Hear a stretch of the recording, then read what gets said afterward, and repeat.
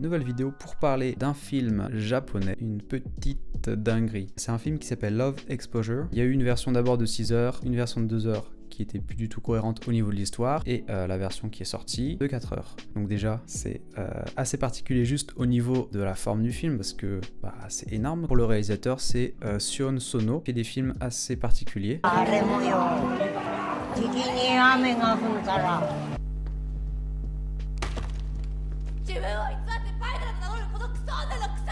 C'est un film qui, quand il est sorti, surtout fait parler de lui dans les festivals, notamment parce que c'était une version longue de 4 heures. C'est un cinéaste qui a un rapport un peu particulier avec son pays. En tout cas, les Japonais, comment ils voient Sion Sono, le regard qu'il a sur sa société, c'est des extrêmes qui montrent. C'est un cinéaste un peu particulier au Japon, peut-être plus apprécié à l'étranger. Au niveau de l'histoire, c'est difficile à résumer.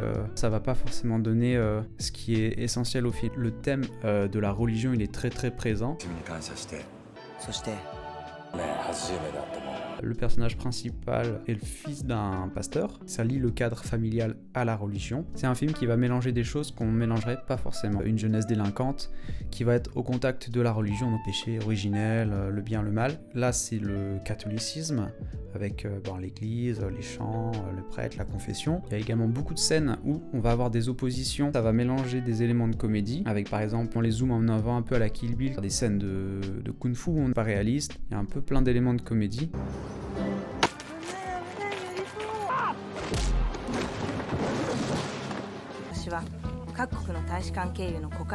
Il y a des scènes où on commence à rire. En fait, ça décale sur quelque chose de beaucoup plus grave. C'est présenté comme un film comique, mais il traite de tellement de sujets sérieux que c'est difficile de dire que ça soit une comédie. Tous les sujets graves qu'on peut imaginer, ils sont dedans. Il y a un épisode de scarification, presque anecdotique. Les parents qui battent leurs enfants, l'inceste, le viol, les fusillades dans les écoles, le suicide, tout ce genre de thèmes vraiment lourds, ils sont dedans. Et tout ça au milieu d'une grosse comédie.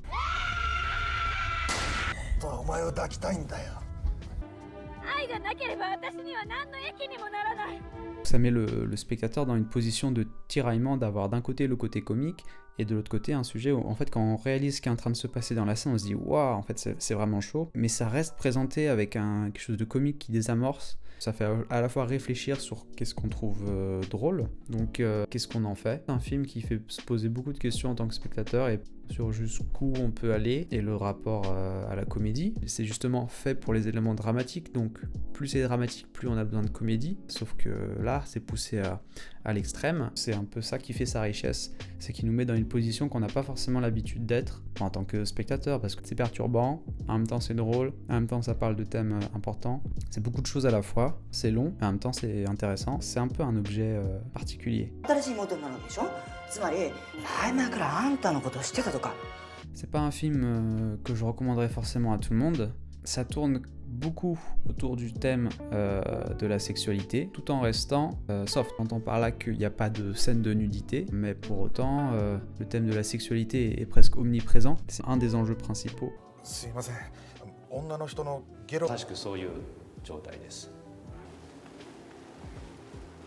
Quelque chose qui est assez sympa, c'est que le film il se permet beaucoup de liberté au niveau de la forme. On va avoir l'état d'esprit d'un personnage qui est dans une situation, on va avoir une scène qui représente en fait ce qui est en train de se passer au niveau symbolique. On a le monde au travers du regard des personnages. Il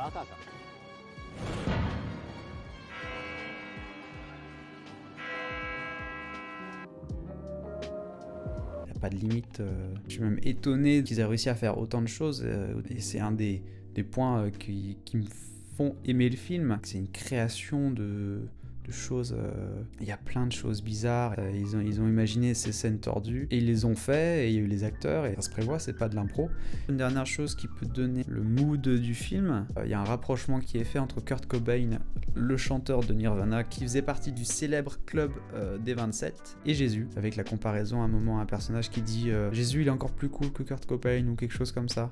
Et c'est ça qui va emmener un des personnages plutôt délinquants vers la religion.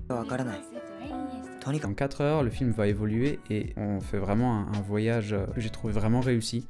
J'étais même déçu que ça se termine. Pour un film de 4 heures, je trouve ça assez impressionnant. La dimension impliquante pour le spectateur, elle est très forte.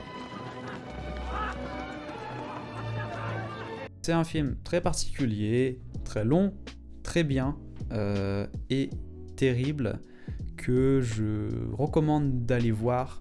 Au moins le début, il est disponible sur archive.org en streaming et en téléchargement. C'est intéressant de le connaître et peut-être d'aller voir, de se faire son propre avis en étant prévenu que c'est quand même un sacré film.